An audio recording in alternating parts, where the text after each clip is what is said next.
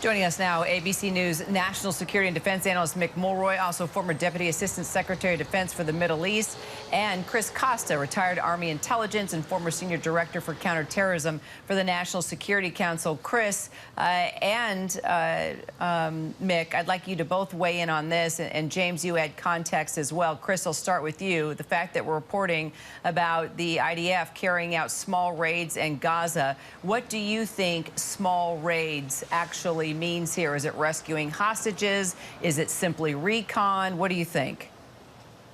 It could be a combination. The bottom line is special operations are going to move to a target.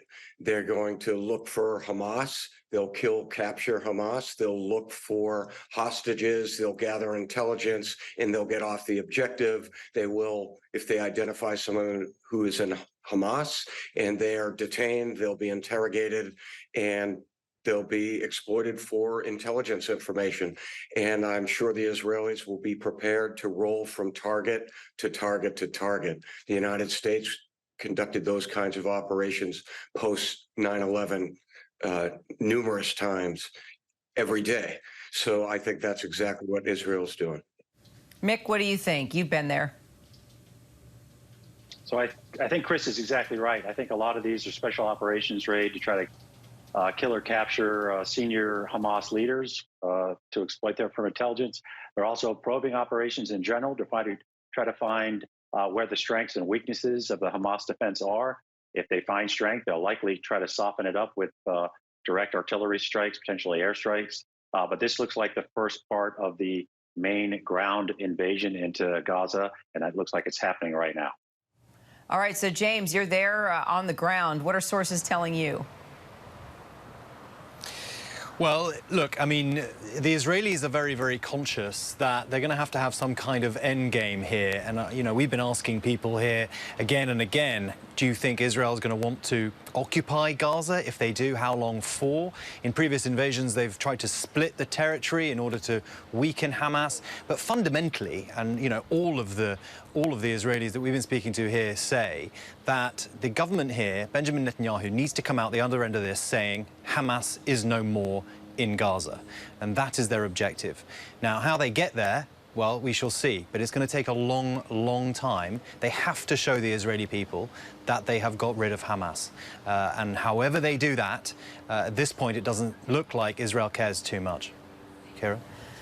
Okay, so Mick, let's talk more than a bit, follow what James just said about how a ground invasion there in Gaza could unfold even more now. You start with these special operations. I mean, this sort of reminds me of Iraq, right? In certain scenarios where special ops and forces started doing these mini missions of critical positions. And in this situation, it's hostages, right? Trying to save lives. What do you see happening next here?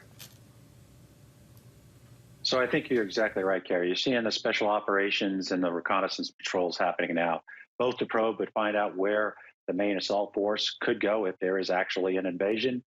If that happens, I think you'll see large columns of armor, both tanks and armored personnel carriers move in, deploy, and start getting into this heavily dense urban area. This is going to be some horrendous fighting, very violent, very destructive. Way City, Stalingrad, those type of fighting we haven't seen in quite some time. So hopefully the civilian population can leave the area right now. Once this starts, it's going to be very difficult to distinguish friend from foe in this type of terrain.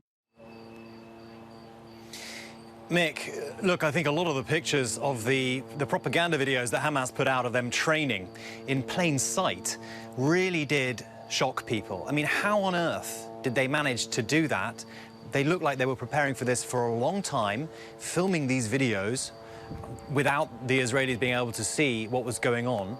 How on earth did they manage to do that? And what, therefore, do we know about how they might be preparing for a defense of an Israeli ground attack?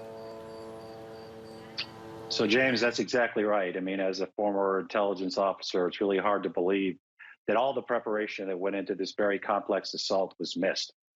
From open rehearsals that were videotaped to meetings that happened potentially between IRGC officers and Hamas, unconfirmed but reported, All these things lead that this was a obvious intelligence failure, and not just the part of the Israelis. But that's going to have to be fixed later. Right now, they're in the middle of a significant fight, and they're going to have to focus on what's going on now. As far as what Hamas has done to prep, I believe at the same time they were prepping for their assault, they were prepping for their defense because they knew this was coming. They have buildings wired, they have stockpiles of weapons, munitions, medical supplies, food, water, all ready to go. And this is going to happen, and this is going to be a very violent incursion. So, Chris, let's just talk, because hostage negotiations, you've handled so many cases in your tenure. Israel's going to have to make some tough decisions here. There's no way to come out of a hostage crisis without more violence in this type of situation. So let's talk about Israel's top intel officers here, scrambling to figure out how to do this. Right. Their objective right now is to develop actionable intelligence. In other words, do they have intelligence that's continuous, predictable, thorough?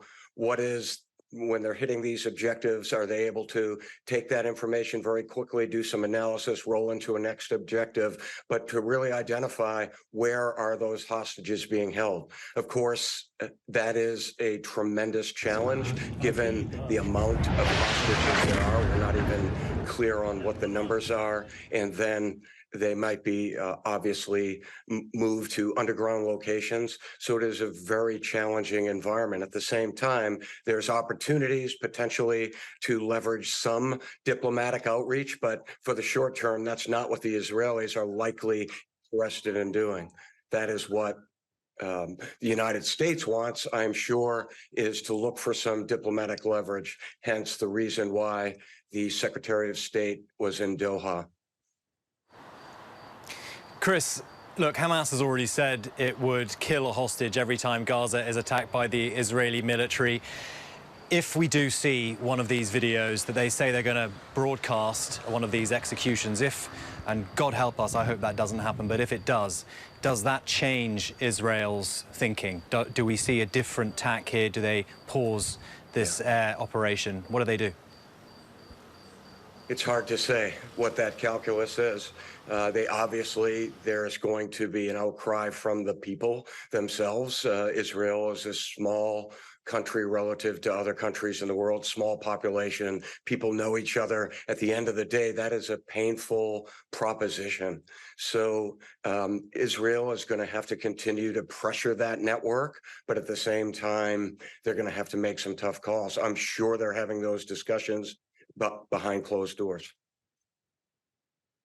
Chris, Mick, thanks, guys, so much. James, I know you're going to be with me here for the next several hours, and Mick and Chris will continue the conversation, of course, especially as we continue to get new bits of information, including these raids now that are being conducted.